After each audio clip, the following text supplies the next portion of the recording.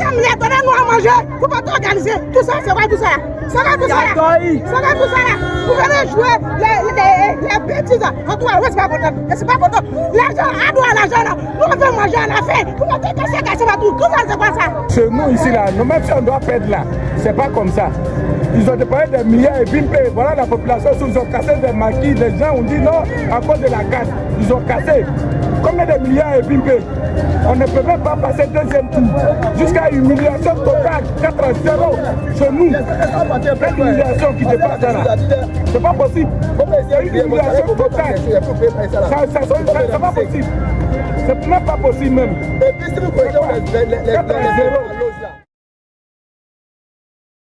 En 2024, c'est la Côte d'Ivoire qui reçoit la Coupe d'Afrique des Nations, 40 ans après l'avoir reçue pour la dernière fois et presque 9 ans après son dernier titre dans la compétition.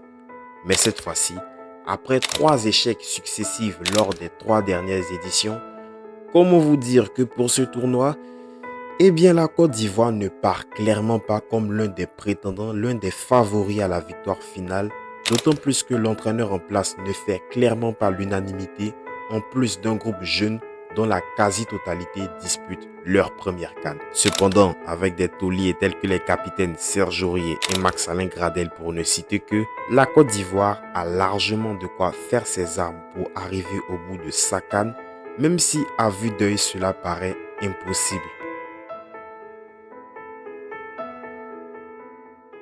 Pour son premier match dans le sublime stade Ebimpe qui accueille 37 000 personnes, la Côte d'Ivoire, devant son président et son public gonflé à bloc, doit affronter la modeste équipe de Guinée-Bissau. Pour ce match, le sélectionneur de la Côte d'Ivoire va opter pour un 4-3-3 avec Singo à la place du capitaine Aurier.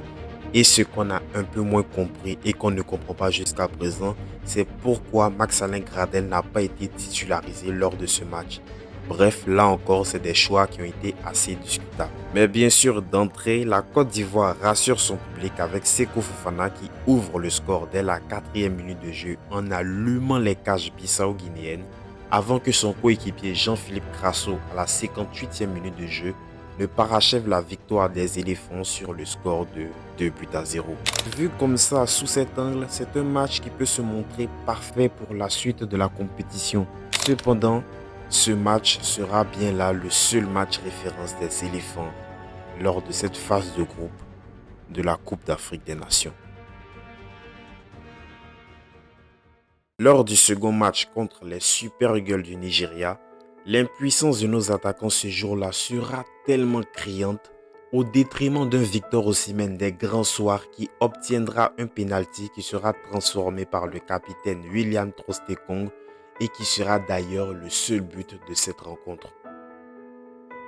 Score final 1-0, il faudra donc pour les éléphants aller chercher leur qualif contre la Guinée équatoriale, tombeur plutôt de la Guinée-Bissau sur un score de 4-2. Malheureusement, la suite on la connaît tous, la Côte d'Ivoire se fera humilier 4-0 par la Guinée équatoriale.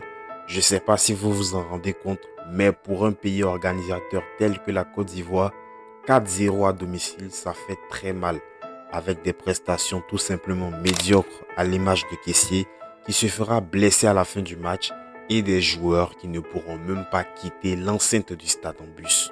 De plus, cette défaite a laissé les supporters inconsolables. Pépé doit plus jouer ballon en Côte d'Ivoire, ça me met même d'abord. Pépé doit plus jouer ballon en Côte d'Ivoire, ça me met même d'abord.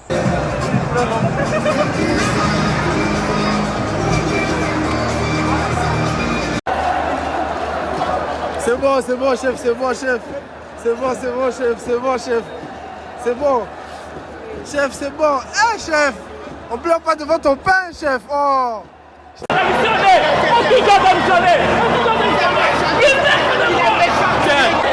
fout la merde, c'est la merde.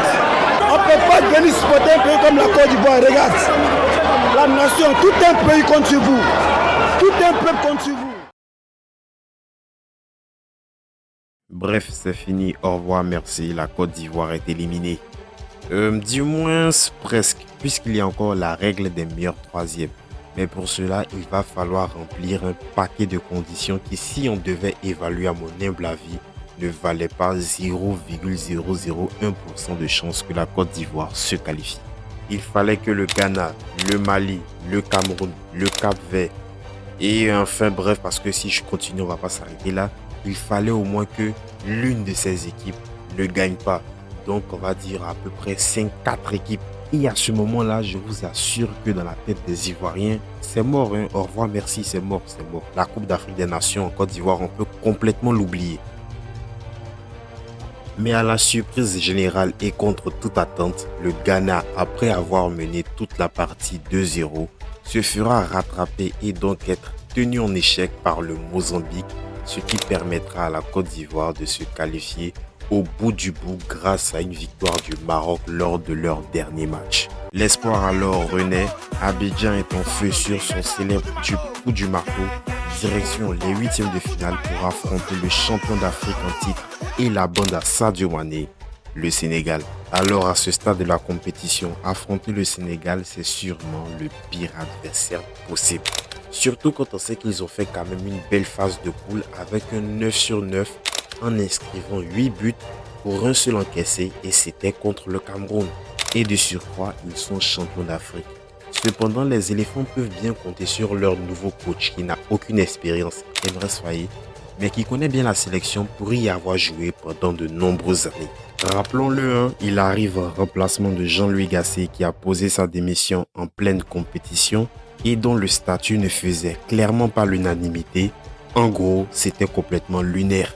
Alors, pour venir à bout du champion en titre, Emrys Faé va intégrer dans son 11 Jean-Michel Seri et jouer un 4-4-1 pour une meilleure densité au milieu de terrain. Et dans ce merveilleux stade Charles Konan-Banny devant plus de 19 000 spectateurs chauds bouillants venus supporter leur équipe, le huitième de finale peut enfin commencer.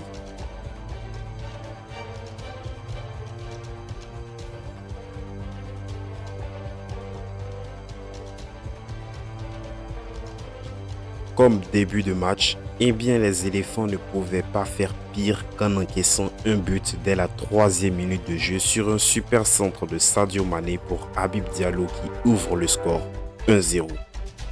Très vite, la Côte d'Ivoire essaye de répondre au Sénégal sans toutefois réussir à égaliser avant la mi-temps. Au retour des vestiaires, les éléphants réussissent clairement à mettre le pied sur le ballon en faisant aussi reculer le bloc du Sénégal. Mais ce n'est qu'aux entrées de Nicolas Pepe et de Franck Kessié que tout va réellement se tonifier dans ce huitième de finale et que la Côte d'Ivoire va se procurer de plus en plus d'occasions. Il aura fallu attendre la 80e minute et une erreur du gardien sénégalais qui fauche Nicolas Pepe pour un penalty qui sera transformé par Franck Kessié, a.k.a. la panthère de Zébizékou. Les minutes passent et voici la fin du temps réglementaire. Les deux équipes se tiennent en échec, bref, direction les prolongations. Malgré des occasions franches de part et d'autre, aucune des deux équipes ne parvient à prendre réellement l'ascendant sur l'autre, donc l'issue de ce match va se décider au tir au but. Oui, le gaucher.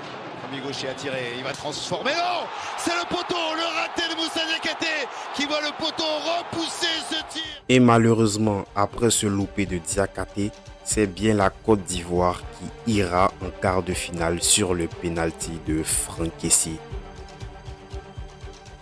Après cet exploit retentissant, car oui, sortir le champion d'Afrique ce n'est pas rien, surtout quand on sait qu'on revient de très loin et qu'on était presque mort. Comment vous dire que les pétards et les feux d'artifice étaient de sortie, en plus d'une population qui s'enjaillait sur son célèbre tube coup du marteau.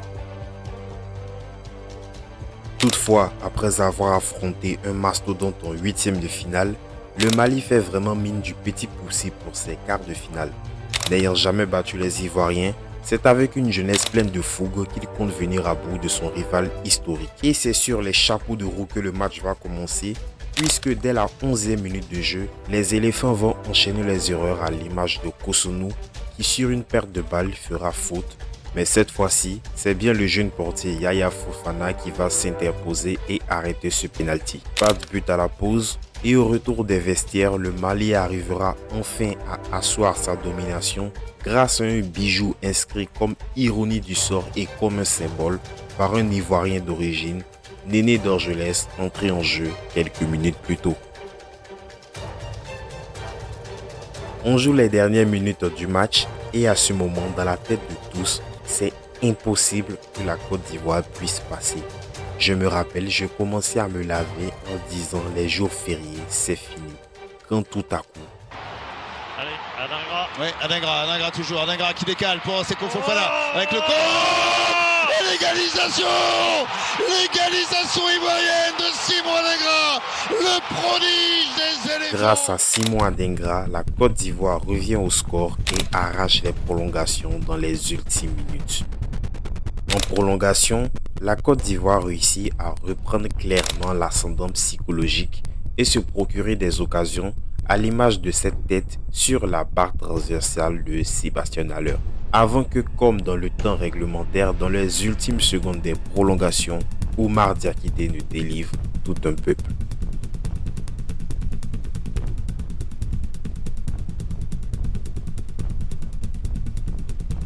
En fait, ce qui se passe dans la tête des Ivoiriens à ce moment-là est complètement fou.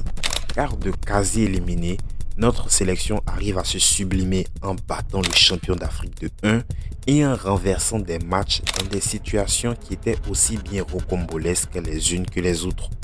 En clair, on peut maintenant le dire, après avoir été mort et ressuscité, la Côte d'Ivoire devient le grand favori de sa CAN et file en demi-finale affronter les Léopards du Congo.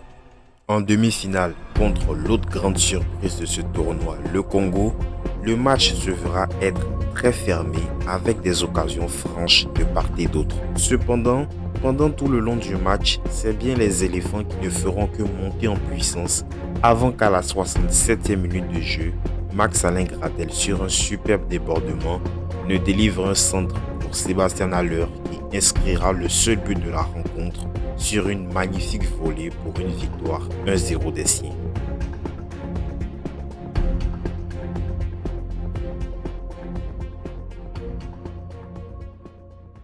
À ce moment-là, dans l'esprit collectif de tous les Ivoiriens, ça ne fait aucun doute, la Côte d'Ivoire sera sacrée championne d'Afrique. Et en finale contre le Nigeria qui les avait battus pendant les phases de poule, les Ivoiriens auront beaucoup à faire car il s'agit ici de la meilleure défense de la compétition, accompagné par son chef d'orchestre devant, Victor Osimhen. Entre le Nigeria qui réalise un sans faute lors de ce tournoi et la Côte d'Ivoire qui revient des morts, il est difficile de pronostiquer qui sera le champion de cette CAN édition 2023. C'est devant plus de 50 000 spectateurs venus soutenir leur équipe dans ce beau stade de Bimpe que la finale va commencer. Et dans cette finale, dès les premières minutes de jeu, la domination est ivoirienne avec un bloc nigérien très bas qui ne fait que concéder des occasions de but. Toutefois, c'est contre le cours du jeu que le Nigeria va ouvrir le score par le biais de son capitaine, William Troost-Ekong. Après ce but, je me suis dit bof. De toute façon, ça a été pareil toute la compétition. J'y crois, nous y croyons, on va s'imposer. Au retour des vestiaires face à une équipe nigériane refusant le jeu, comme en témoignait l'agacement de Victor Osimhen, les assauts répétés des Ivoiriens vont se montrer finalement payants car ils finiront par égaliser à la 62e minute de jeu sur une tête plongeante de caissier avant que 20 minutes plus tard, sur un super débordement de Simon Adingra, Sébastien Haller sur un geste zlatanesque ne délivre tout un peuple pour une victoire 2-1 des éléphants au terme d'un scénario et d'une compétition complètement folle qui a vu une équipe pourtant éliminée finir championne d'Afrique.